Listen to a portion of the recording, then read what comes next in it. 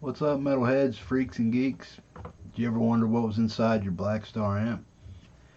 Well, this is a 260 TVP, true valve power, so they say. It has Blackstar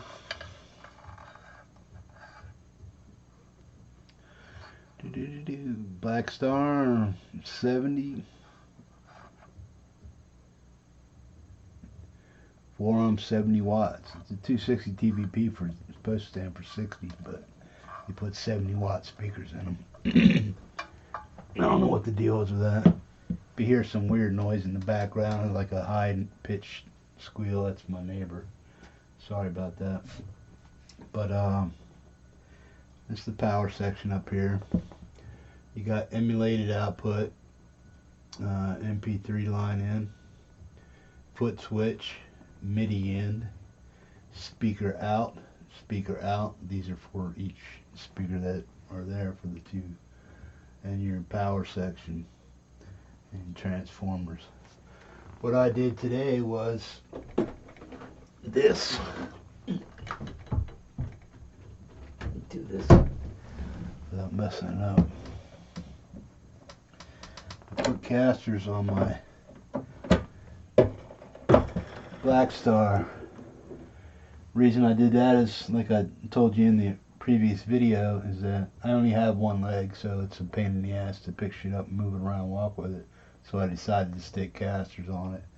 And I found out that you really got to watch out how you set it up when you park this thing. Park it so that the wheels are out from each other. Let me see here. Try this side. You see how they're like hanging? Make sure they're, when you park it, so it gives you more width, because otherwise if they're both in, there's only this much surface area, okay? But when you park it out so you have that much surface area. So when you have this in a stationary position, make sure you spin the wheels. I know it's a pain, but make sure you spin the wheels out like that instead of like that, because otherwise your amp will become top heavy and tippy. So just do that. Spread them when you have it sitting. Just spread it out like that and then lock it. Okay, and then it should work out for you pretty good. Okay. But that's why I had the back of this open and the speakers out, so I could get these casters put in. And then I also cleaned it out, got rid of the dust bunnies and whatnot. Here's what I want to show you.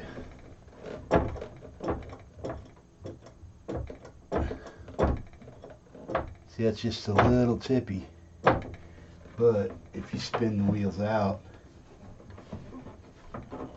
you lock this one up front here, and lock that one up front, and spin this one around also, and lock that one. It's less tippy. You know, just make sure you have your wheels spun the right way when you park it, so that your amp's not tipping over and crashing and pissing you off. You know, and also keep it in a stable, out of the way area so people aren't running into your stuff. It's just me here, so I keep it in the corner out of the way. But this is what's cool, is now I can move it around willy-nilly any way I want to. Like I said, spin these around so that they lock out for you like that. You know, see, it's less tippy. Plus the wheels are locked. If you don't lock the wheels when it's sitting still, if somebody bumps up against it, it could tip over a lot easier than without having them locked up. Case in point. See how wobbly that is? Because it's top heavy. Now when you have the speakers in, that'll take up some of the weight, but that's kind of the way it is. But what we're going to do right now, oops, just trying not to kill myself. This over here. What I'm going to do is put the speakers back in. Always watch when you're, I said in my other video, I said watch when you're flipping your speakers on, or flipping your amp on its face, because the Tolex, or not the Tolex, but the mesh, you don't want to push it in or stretch it, so you make sure your surface is completely flat before you go ahead and do all that stuff. But I'm going to get my speakers set up and put back in for you.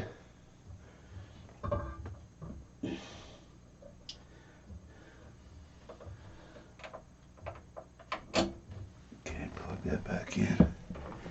Now, I'm not really too happy with these.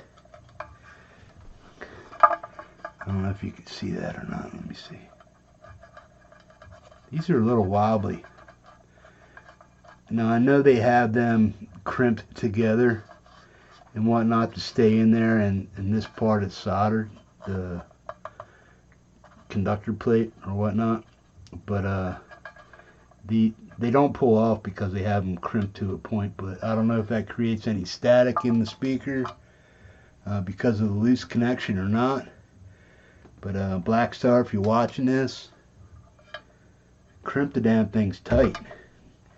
You know, I'm going to leave them the way they are because I haven't really noticed a problem. But if you do notice a problem with yours and you hear or something like that coming from your speaker when you're playing louder, so because this connection might be vibrating, go ahead and check it out, and maybe take a pair of pliers or something and gingerly, really lightly, just pinch and crimp and make that connection a little tighter. And the screws for these are what they do is they have countersunk screw, kind of like grommets, that these go into. So these are just all thread screws, go through here, and then they're not connected to wood. They're connected to, there's a barrel grommet that accepts the screw head, and it's just like drilled and pushed in there. So you kind of got to watch out for that. It's not a clip, it's like a barrel, a hollowed out barrel with threads in it, like a long barreled nut that this slides into. And that's what these are holding these in. There's only 4 of them.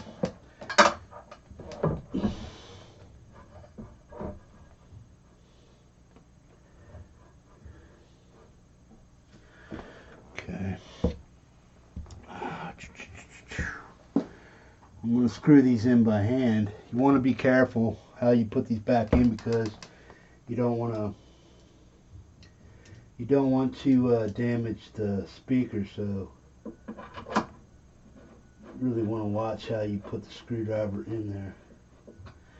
You don't want to over tighten them, because if you do, you'll pull that grommet out, and then you'll be pissed because your speaker won't stay in. And then you'll have to go to auxiliary holes and do some drilling and stuff. So I'd recommend you be ginger when you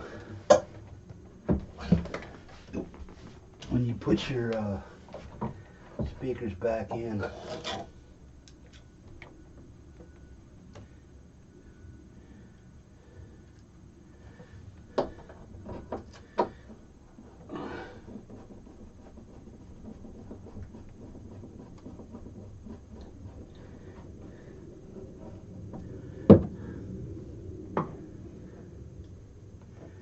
Now I know most manufacturers have things streamlined to the point where they get things done, bam, bam, bam, and get all their stuff out. You know, that's cool, but you know, sometimes it makes the product suffer in the end. You know, I mean, they put MDF in there.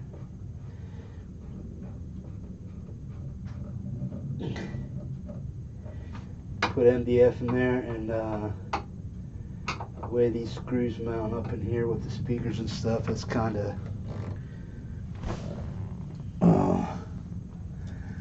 I call it honky, which means poorly done, or not as good as it could be.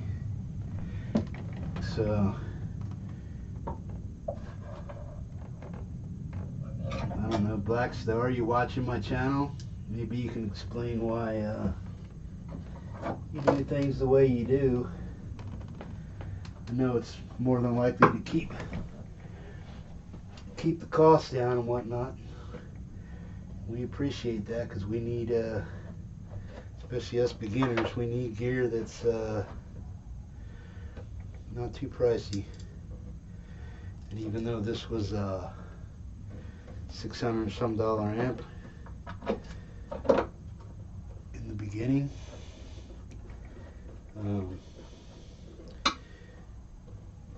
it is my first major big amp.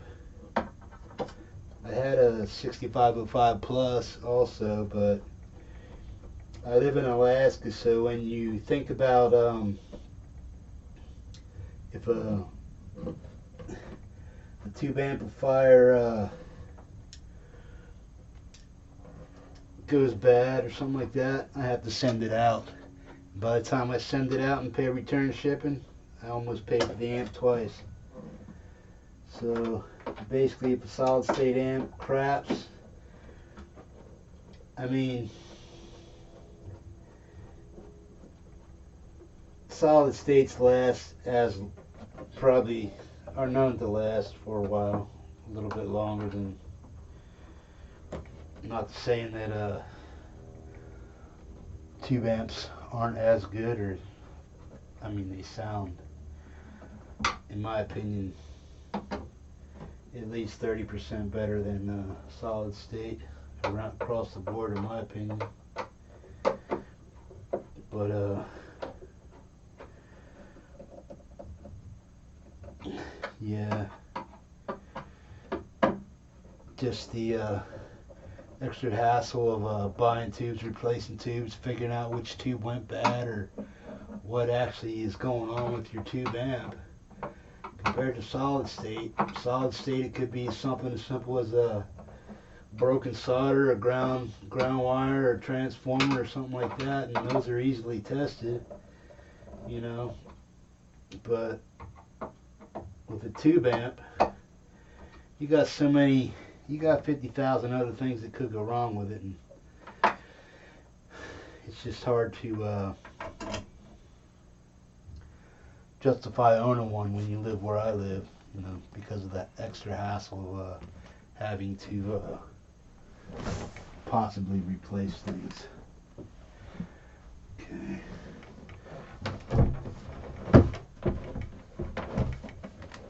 Oh, I've added some weight back to it.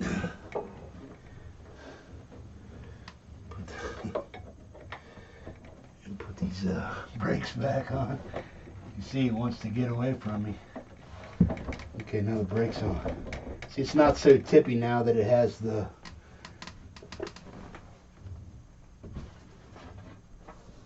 speakers back in it. Oh. And this is just your back. Okay. I should put I'll eventually put a let me see, I thought I'll put something on here to hold these up. But here's the test to see if I put these out far enough or in far enough to see if I can get my back on and get it on straight.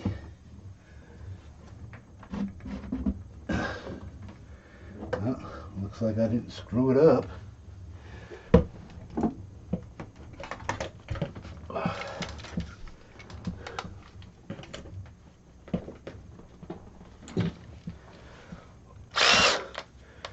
This is pretty much it.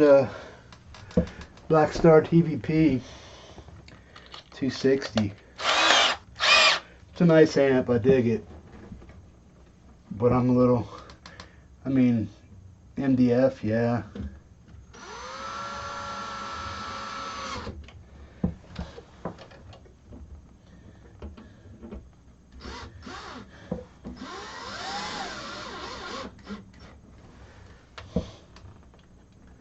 A little disappointed in that.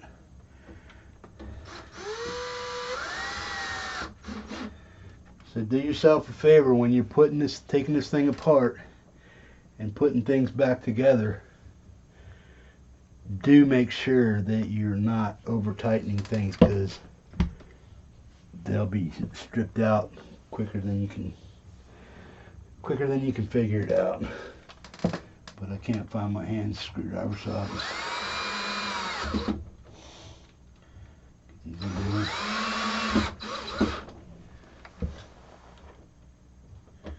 Appreciate you guys hanging out, watching these videos. If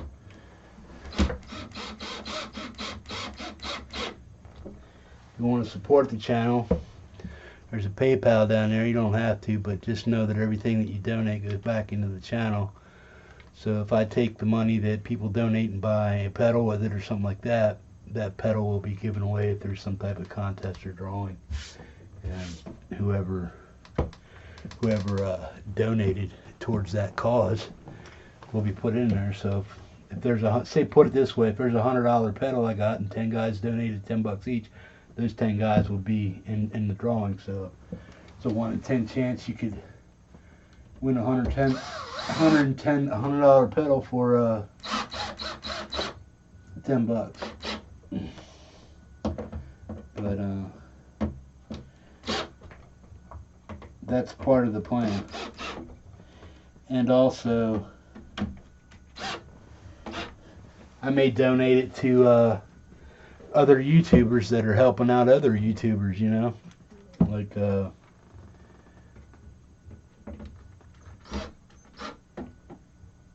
guy had issues with his apartment and stuff, and they had to evacuate him.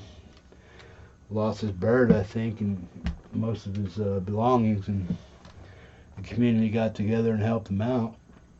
And that's cool. That's a cool thing, man. You know, so helped him recoup some of his stuff, and made life a little bit easier, you know, which is cool. Okay. But this is my Blackstar with caster. Oh shit, man. That speaker's in that back make it a hell of a lot heavier. MDF ain't light. But there you go, man. What's inside a Blackstar 260 TVP? Now you know. And that's what it's made out of. MDF.